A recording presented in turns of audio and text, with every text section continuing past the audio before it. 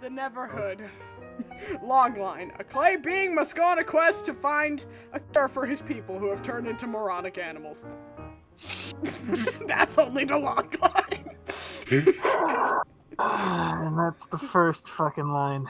Yep. Act 1. Oh, no. This is gonna be so hard not to laugh. Clayman is an adventurous boy made out of clay, and he lives in a clay world. He asks the tough questions. Why am I here? Who made me? What is beyond the wall that surrounds our world? Clayman...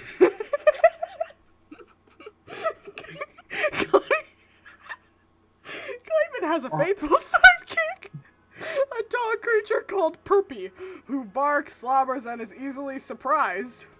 Clayman and Perpy are forbidden from driving grown-up vehicles like the four-legged fishopod. I didn't show that concept because it didn't matter to me. Any thoughts? I'm sorry, but what? The fishopod is a vehicle in this. I don't know. I didn't show the concept because, once again, it didn't matter. It barely matters at all.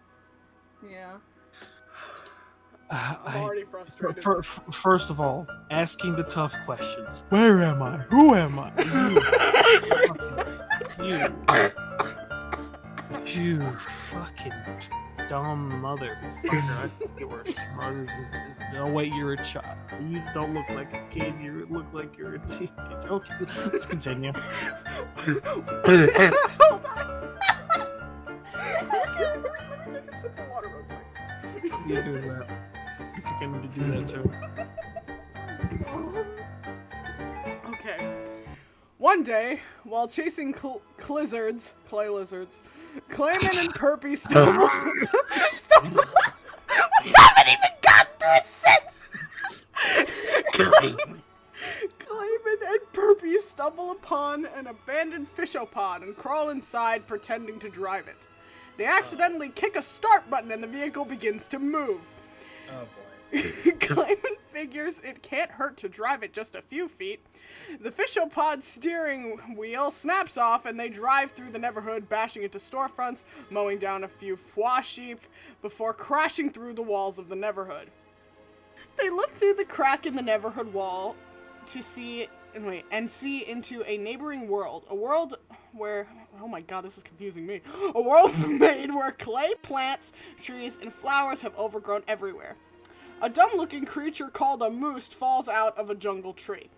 A moose is a dense being with round mouse ears who walks around hunched over on two legs and says, duh. That's the first page. I want to kill it. We haven't even gotten into the worst parts yet. We are so much worse. We are not even 1 foot into this. You're like a pinky toe into this, okay? This is... I guess the one I drew for the cover was correct. For this, you weren't just pissed. I'm just laughing because I've been looking forward to seeing what you think of this. Oh god. Okay. Yeah. Okay. Let's continue on with this train wreck. Here we go. Clayman and Perpy sneak into the Junglehood world as the local moose wrestle over cheese, fight over who's the tallest, and over shiny objects. Clayman finds a rare tree of legend growing in a clearing and can't help but admire its succulent go-go fruits. You gotta use the word succulent. Huh? Don't put the word Clayman and the word succulent in the same motherfucking sentence. Okay? Okay? Okay. I think we can all agree with that. Yeah, that's not the right word to use. Oh, it only gets worse. Clayman takes a bite. It makes him burp for 5 seconds. This is just a rip-off of that one scene. Okay. Okay. All right. So it was just a mushroom tree, but just not the mushroom. Now it's a go-go fruit. Fuck off. Yeah. Wait, it gets worse. This line alone pisses me off. Perpy thinks burps are really funny, so he eats an entire go-go fruit in one bite. The dog creature erupts in a colossal burp fart. Fuck off. I'm gonna cry with that alone. Jesus Christ. I'm gonna. I don't want to take a fucking baseball bat to that fucking dog. Wait, it only gets worse. Oh Actually, my- there's a question I'm gonna ask, but that's later on. I have to ask it later on because I didn't ask it last night to you, dear love. Oh, okay. After a minute of Perpy banging his head against a boulder, he coughs up the go-go fruit and stops burping. He eats the whole thing again. Because he's a fucking dumbass. A yellowish being of clay peeks out from an upstairs window at Clayman and Perpy down below. This being has a hoop shape on the top of his head and has googly eyes. Oh. So, what I'm assuming they were gonna do with this design, in clay form, was they were gonna legit put googly eyes on this man. Just plop some googly eyes on there. There we go. Any thoughts, dear love? I Because I gotta ask you, because this is your boy. mean, I don't know what to even think about it. I see it's traumatized you as well. Clayman does a haphazard job of patching up the crack that leads into the Junglehood by spreading clay and leaves over the hole. This is a character that doesn't even fucking exist, by the way. It's just a random one they're about to shove in. Mayor Biggs catches Clayman next to the cracked fishapod and threatens to throw him in clay jail.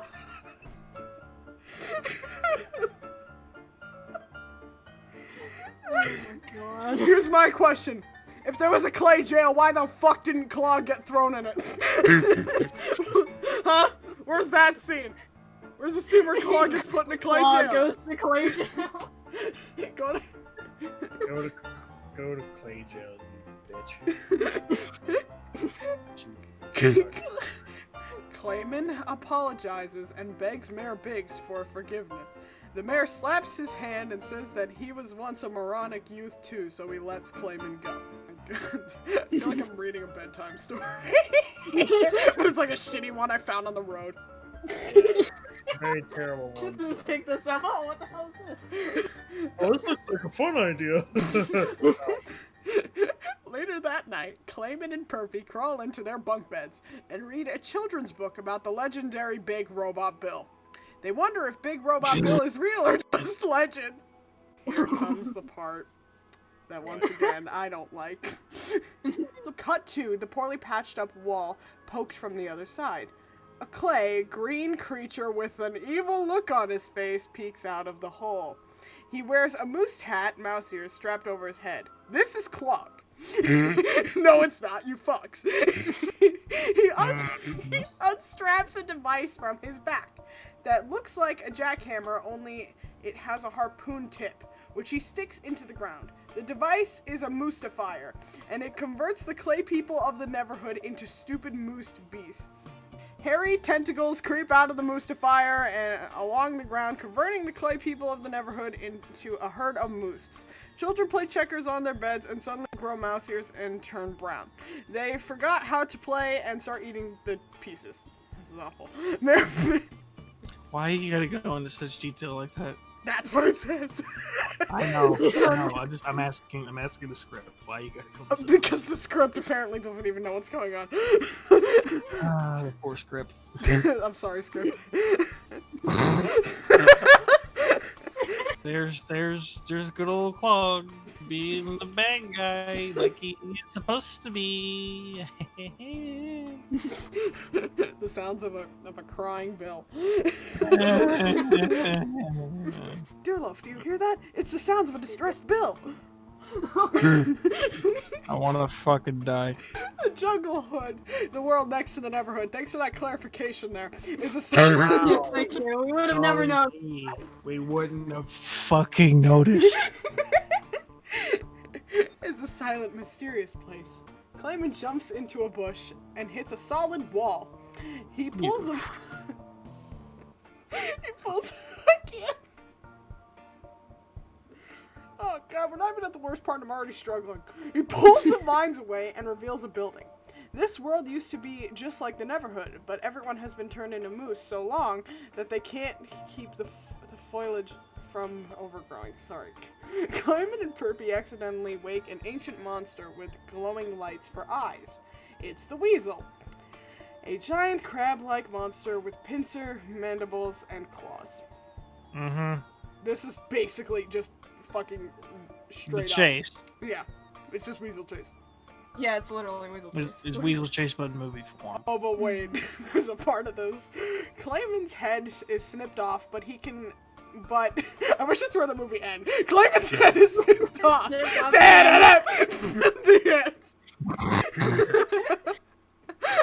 Clayman's head is snipped Just... Okay, it's just Clayman's head is snipped off.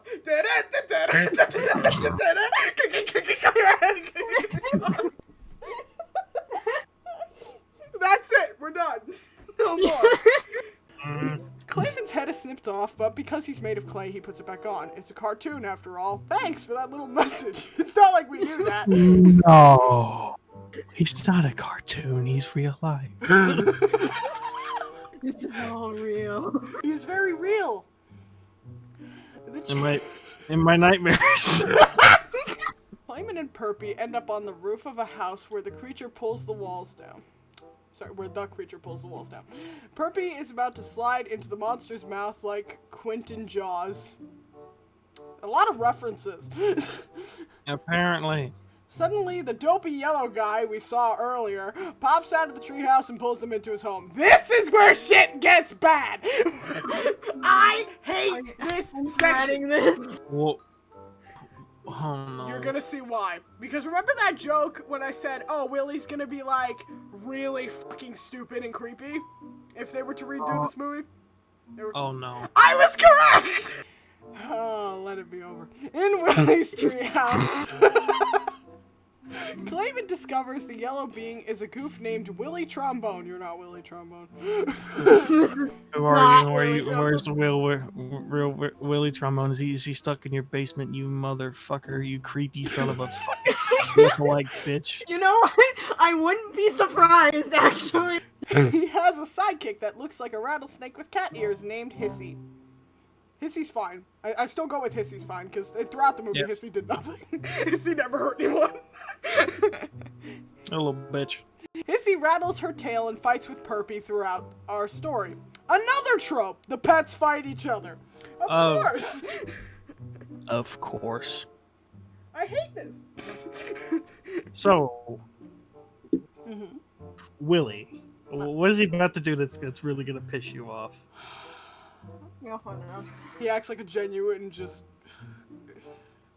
How do I explain it? I can't explain it! It's Are we talking like stalker creepy? A bit. a little bit. Oh god. Like damn. there's a bit of that which. Don't He's worry, still- you're gonna hear it. In the jungle world of Moussts is all that's left of Willie's people. Willie and Clayman didn't turn into Moussts because of eating the go-go fruit. The go-go fruit. The tree protects one from the Mousstifier. Oh. Why? It's a bad I trope. don't. That is. What? Oh, look at this random thing we ate. you- Oh yeah, that protects us from the one thing that we're fighting against. Are you fucking kidding me? Oh boy! Are you fucking kidding me? No, I wish I was! Do you want proof? No. I get can it. circle it for you. No, really. I get it. I get it. I don't like it. Oh, I don't think it's just gonna get I worse. don't know. Willie is lonely and longs for a family since moose make for terrible companions. They did a cutaway gag in this part. Cuts to a Thanksgiving dinner table where Willie is saying grace and the moose are eating food. They throw food and they stand on the table and pull down their pants, etc. That's what it says. That is a legit scene. Shoot. I would have thought that was funny. Is this a Family Guy cutaway gag? This is. This is most definitely would be Family Guy. Also, Straight why up. is Willie saying grace? Like, it's just very random. Like, they just threw that shit in. Thank you, Jesus.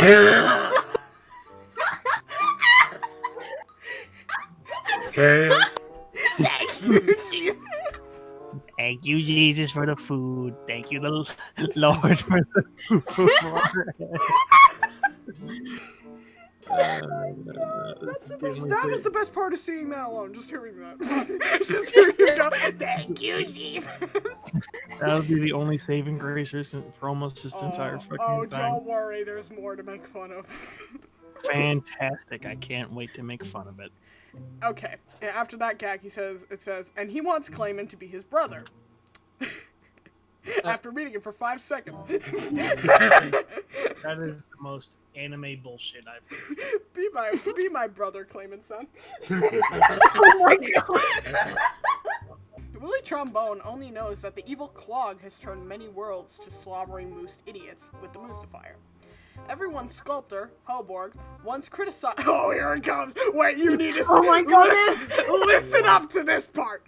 Everyone's sculptor, Hoborg, once criticized Clog as a boy for wanting to turn all the beings into moose slaves. Rejected, Clog turned mean and decided to war with his father by making all things turn into moose.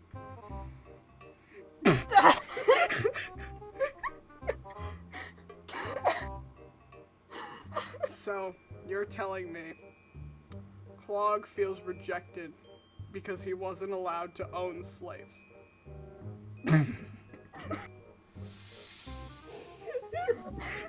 are you alive? Hey. Bill, Bill, we can't hear you. I fucking.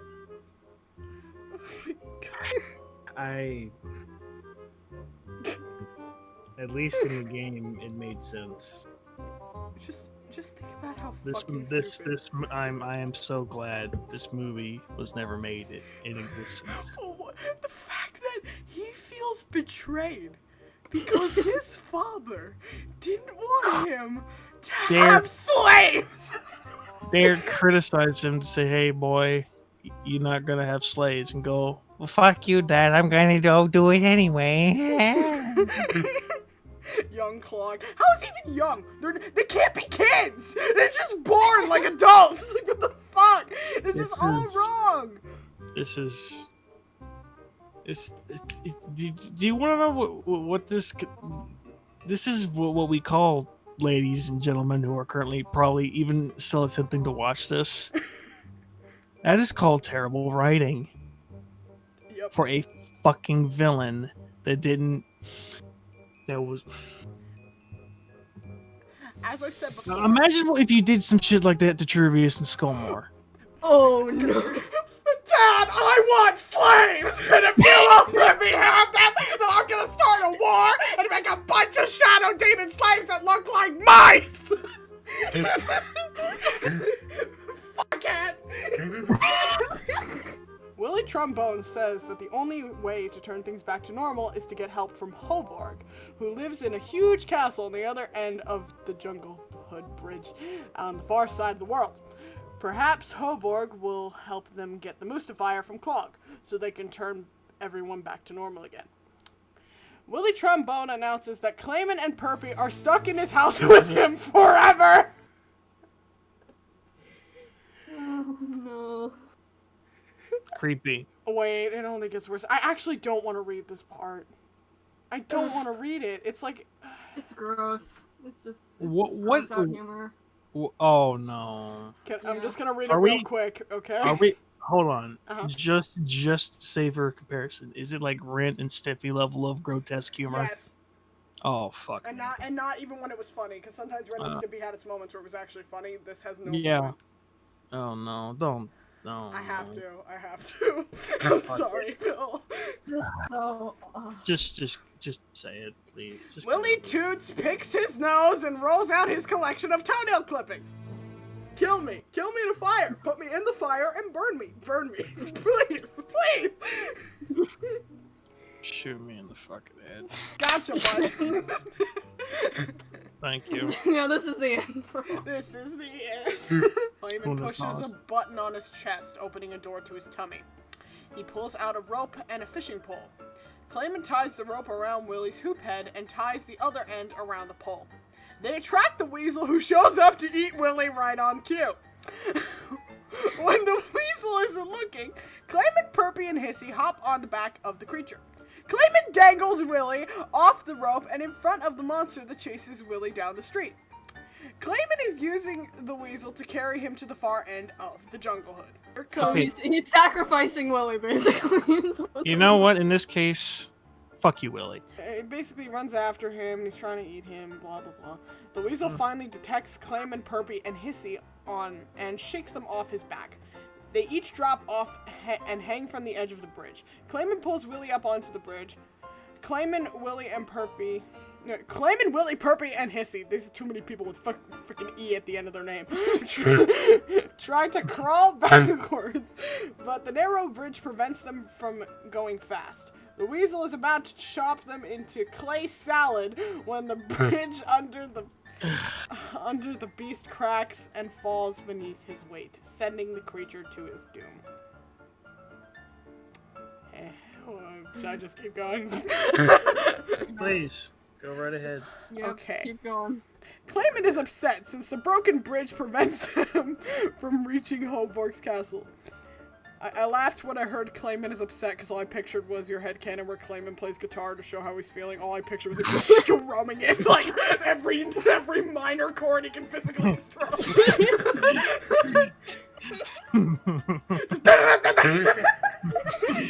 That's fucking phenomenal. Clayman is upset. I already read this part.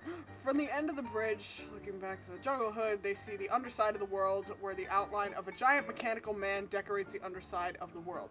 It's Big Robot Bill, the legendary giant described in children's books. If they can wake up Big Robot Bill, they can get across the broken bridge.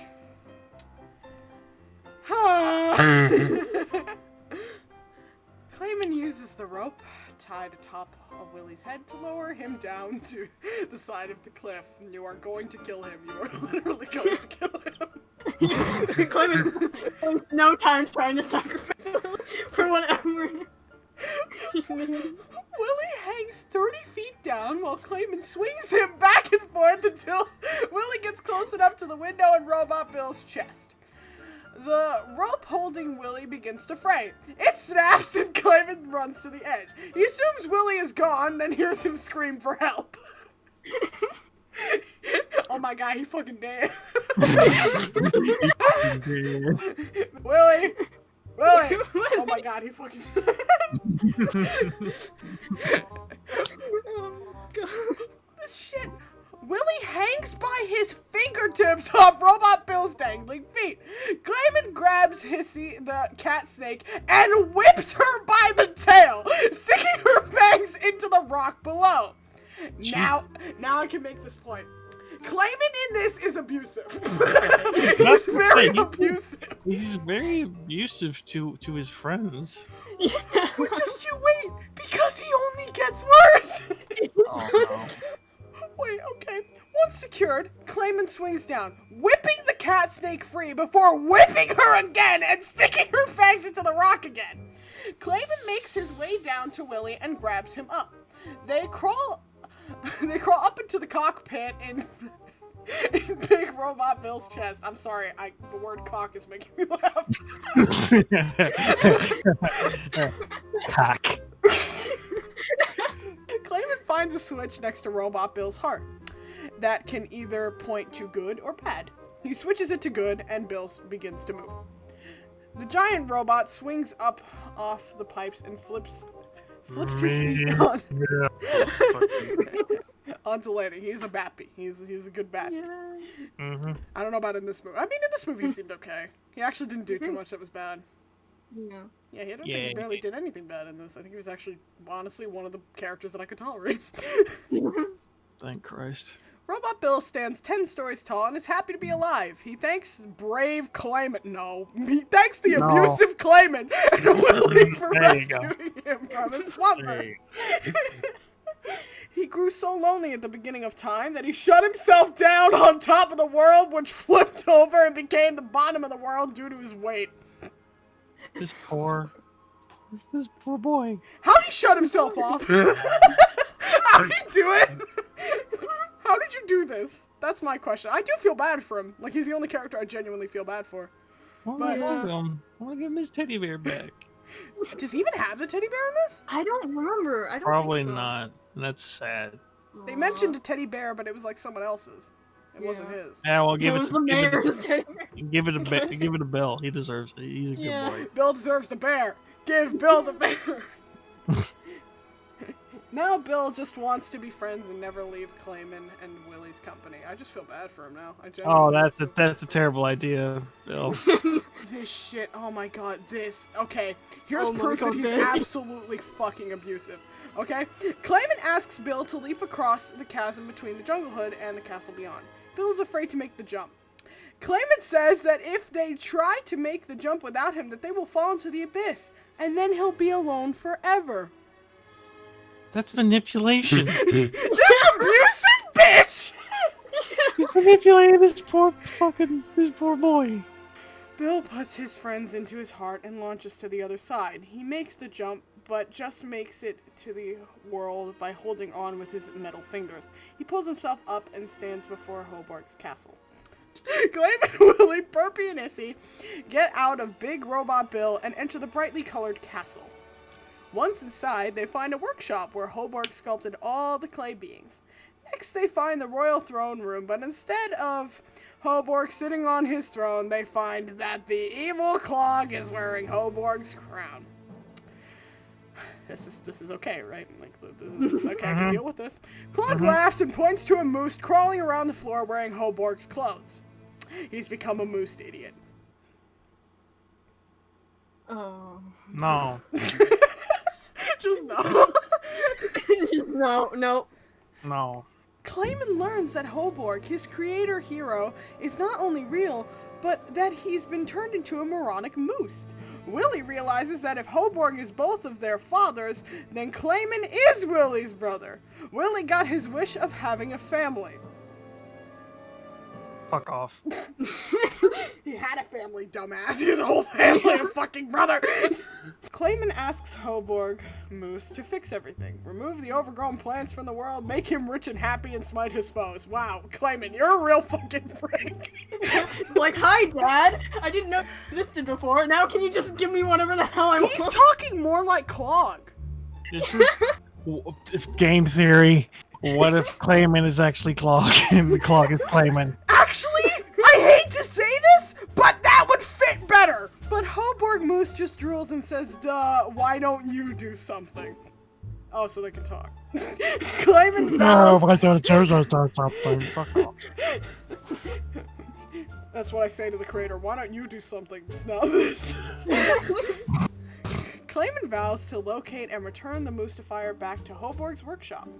Where did Clog go? Where the fuck? He's like, I'm good. I'm going. Bye. I'm out. I'm going. I'm good. I'm going. Bye now, sluts. Clayman finds a sword and fights Clog for the Mousstifier so he can reverse its effects. So I guess Willie having a sword, it's just been given to Clayman. Yeah. Cool. Thanks, bro. Thanks for the sword. As if I didn't steal everything else from you. Then I'm gonna steal your sword. Fuck off. Clayman loses his sword during the battle, but manages to take the Mousstifier and runs out to Big Robot Bill. Act 3. We're almost out, boys. Clayman, Willie, and Big Robot Bill run off with the Mousstifier and leap back to the Junglehood. This was actually what I wanted to say. Everything past this point, Act 3 and on, they never mention Perpy or Hissy again. Are they fucking dead? I never noticed that. Really? Yeah, they never, from what I remember from reading it last night, they do not mention them after Act 3. In Act 3, they're gone. So are they dead? Oh my. I guess no more of that fucking dog and no more of his fucking Itsy. Clayman, Willie, and Big Robot Bill run off with the Mousstifier and leap back to the Junglehood. Mid-jump, Big Robot Bill realizes he isn't afraid of adventure anymore. They land at the Junglehood and end up in the courtyard. He just had a sudden realization? I don't know. He's been like shut up for years. I'm assuming he's just like, wow. Wow, would you look at that? Life is okay. That won't last long. The Go-Go fruit tree stands. They go where the go-go the go-go fruit tree stands. They insert go-go fruit into the Mousstifier and stick it into the ground. It begins to pump. I like how the word pump is just full-on capital letters. It begins to pump. It begins to pump, and the overgrown vines peel up and expose the brightly colored buildings hidden for an age. Moose turn back into clay beings as if awakened from their sleep. They recognize Willie and celebrate the return of their land. Meanwhile, in Clogg's stolen castle, he sees the celebration through his binoculars and mourns. He mourns. Mourns. What? I thought when you see he's looking through his binoculars, whatever. I thought the next word you were going to say was that he's silently cursing at them or something. Like he's being he's being evil. No, he mourns over the loss of his slaves. He misses them so much. What a fucking bitch. His Mousstifier is being used to bring everyone back to normal. Clog runs to Hoborg's workshop and finds a secret compartment revealing his giant monster robot. He's been working on he's been working on it? He's been working on for just an occasion. It's called Robot Hecto 9. And so Clockwork Beast. Yeah. Yeah. And he's Clog's greatest evil invention. So he made him. He made this thing. So once again, Clockwork Beast. It's Clockwork Beast. Yeah. All right. Yeah, it seems like a mix of Clockwork Beast and Evil Engine Number 9 from Skull Monkeys. Cool. Cool beans. Yeah. Back at the Junglehood, the people rejoice. Clayman finds the crack in the wall that leads them back to the Neverhood and drags the Mousstifier towards the opening. Clog finds a switch in the cockpit of Robot Hecto 9 that can be switched to good or bad. Of course, he chooses bad. And the robot's operating lights glow. Robot Hecto 9's right arm is a giant drill. That sounds like my boy. And he strikes a pose. Like, it sounds like my cute little OC, the male robot. He's adorable. Just show him my boy. Okay, and he strikes a pose ready for trouble. Oh, gee, no shit. In the cockpit! Stop saying cockpit! Clog pushes a button and the robot's giant propellers... The robot's giant propeller back spins. He lifts off the ground, and I hate this. Clog does a happy jig. I hate it. Clayman, Willie, and a few other Junglehood inhabitants crawl through the hole in the wall and see the legendary Neverhood. They thought it was a myth. The trees are already overgrown, and the moose walk around eating dirt, watching TV, and fighting. Clayman sticks the Mousstifier into the ground and pumps it away. What? Stop using the fucking word pump. The go-go fruit does. The go-go fruit does its job of removing the overgrowth as Mayor Big's moose turns back to normal. The newly freed clay beings hear a rumble and see Robot Hecto 9 flying over the wall and crashing onto the Neverhood courtyard. Robot Bill hides behind a building, hoping the creature doesn't see him. I just feel bad for him. I genuinely just feel bad. He's like hiding. Yeah, but if he gets pissed, I mean, he's gonna go full fucking Iron Giant. Oh hell yeah! But Robot Hecto 9 scoops up Willie Trombone, who yells for help. Big Robot Bill loses all fear and leaps onto the giant creature, and they have a giant robot fight. I need to make this joke. Punch, block, saw blades, attack. That is the worst Yu-Gi-Oh fucking card I've ever seen in my life. Bill is losing the fight. Backed against the wall of the Neverhood, he and the creature push against each other's weight. Bill turns the tables by pulling Robot Hecto on top of him. Yeah, heaving both of them off the wall and into the abyss. Big Robot Bill falls, but takes Willie Trombone and tosses him up to the Neverhood. Clog smashes around the cockpit. Like, we don't need the words clog, smashes, and cock all in the same sentence. Oh. You get it? Oh my fucking God. I don't agree with this. this. I don't want this. I don't want it. Clodd smashes around in the cockpit and leaps out so that his portable wings can fly him back up. He has portable wings now. You can Fuck. fly. Fuck off. Clogg's wings are bent, so he sputters and flies sideways towards the Neverhood. Oh, here comes the part. I can't wait for this shit. Oh my. And the Moustifier's work is finished, and both worlds celebrate their newfound family members. They grab hammers and break the wall that stands between their worlds. Clayman helps Willie Trombone out of a tall tree where he landed after Robot Bill's throw. They mourn the loss of their friend, but decide they should join the rest of the Neverhood party. That lasted like 5 seconds. Their mourning literally lasted 5 seconds tops. Clodd mourned for longer. Clodd mourned for longer over his slaves, for Christ's sake. Suddenly, Clodd sputters out of the sky and crash lands with his head stuck in the Neverhoodian. Wow. The Neverhood fountain. Neverhoodians are furious at Clodd, seeing that he is the one who jacked up all of their lives. Clodd runs over to the Mousstifier and pulls it out of the ground, pointing it towards the crowd. He hisses, "Stay back! The first person who comes near will be turned into a moose again." That's the only dialogue we actually get. But Clayman has compassion and tells his friend to... You're already making me laugh! Okay, I'm gonna try again. Here I go. Okay. Oh god, Bill making sounds is gonna fucking break me. But Clayman has compassion and tells his friends to back away from him. Clayman wants Clodd to join their family. Oh boy. Clodd opens his chest and shows that his heart is made of stone. He can never be a part of their family. Clayman wishes there was a way to restore Clodd's heart. Mayor Biggs claims it's impossible. Clayman says that Hoborg can do it. He made all of their hearts. The town erupts in laughter and says that Hoborg is just a fable. Clodd... I can't. This sounds like a bad fanfiction! I'm sorry! Clodd... Please, Jesus, don't kill me. Clodd feels heat inside his chest. His stone heart begins to move and beat. It turns to clay. The crowd cheers that there must really be a Hoborg. So Hoborg is real, hooray. Clodd looks down at the Mousstifier and loses his desire to turn things into stone. In what fucking scene did he turn something to stone? What scene? I read through this whole thing. There was not a single scene where he turned something to stone. Just, I don't understand this at all. Bill. You're good? Are you alive?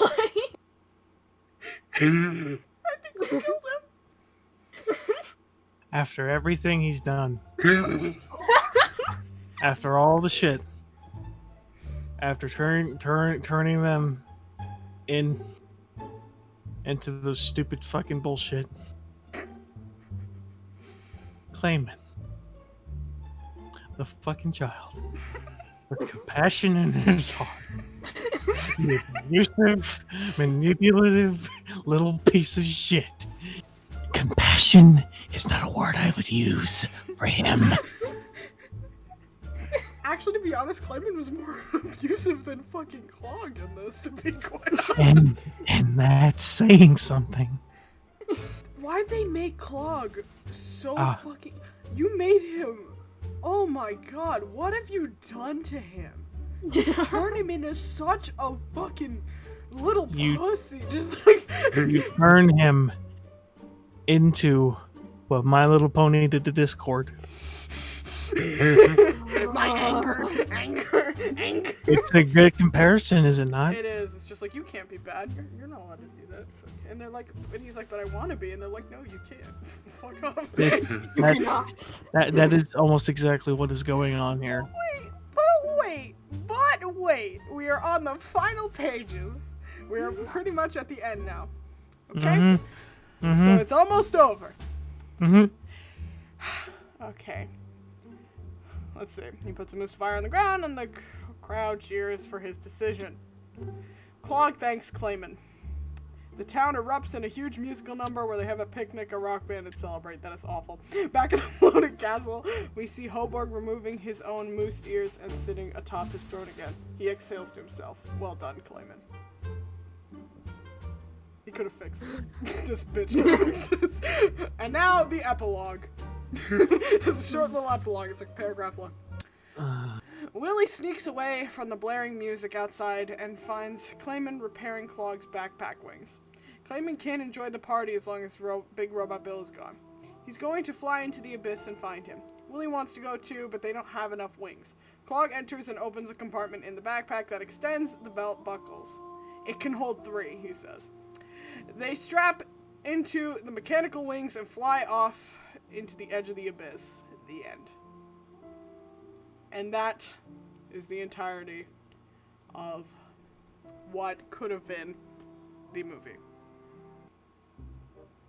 Oh my god. I think we all need a moment to I think so. adjust our to figure out our thoughts. It's a lot to take in.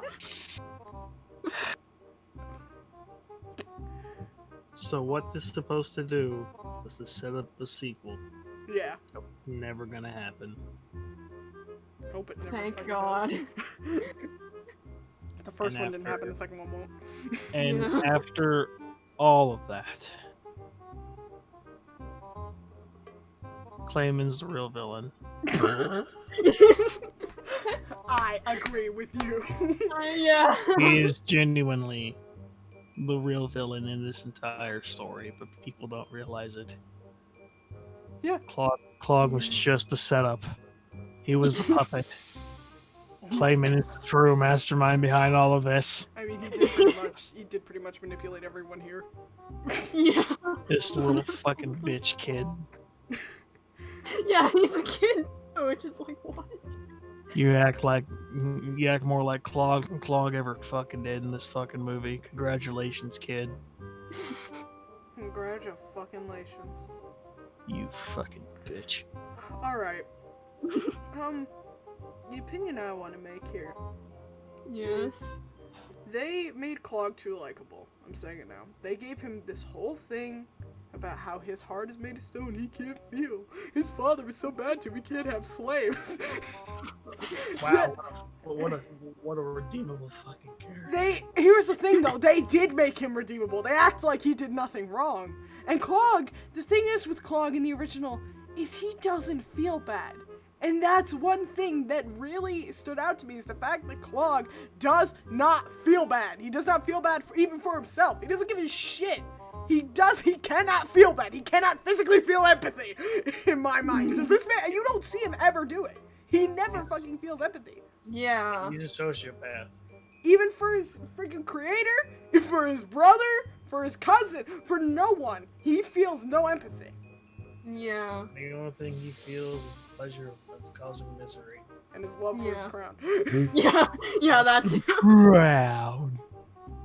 Neverhood Crown. The Neverhood Crown. But they fucked that up so bad. To the point Yeah. where he's unrecognizable as the original character. If I showed you the original, and then I showed you that one, you wouldn't think they're the same character. If you were to change his name, make him a completely different character, it would have been a different character. Completely. Exactly. Fucking exactly. It's a horrible attempt at trying to make a movie geared towards kids. It's a Yeah. horrible attempt, because this movie was definitely not for adults. Definitely. Definitely not. It's clearly geared towards kids. Anything you want to say, dear love, about it? Just, I mean, it's interesting, I guess, in a way that all of this exists, but I am glad that this thing did not happen, because I feel like people would see the Neverhood in a very different way if this actually did get released and was an actual movie. I feel like, Yeah. because this What? was like the way that, like, the Neverhood, like, they actually released this would be the newest Neverhood content we would have ever gotten, like, basically. Like, this is, like Bill said, it would have been a sort of soft reboot sort of thing. Like, this was what people would see the Neverhood as, sort of. which just that just brings me a lot of pain, to be honest, because Same. this is not what the Neverhood is, really. It doesn't have that, like, the original Neverhood just has such a, like, A charm. Well, anything else you guys want to say before this ends? I'm kind of glad it got fucking axed. yeah. Okay. And fuck that dog. Yeah, fuck Furby! Fuck Furby! Subscribe to TF2 Bill, subscribe to Dearlove, and subscribe to this channel if you want to see more things like this. And thank you all so much for watching. We'll see you some other time when we're not looking at this. Bye-bye! Fucking abomination.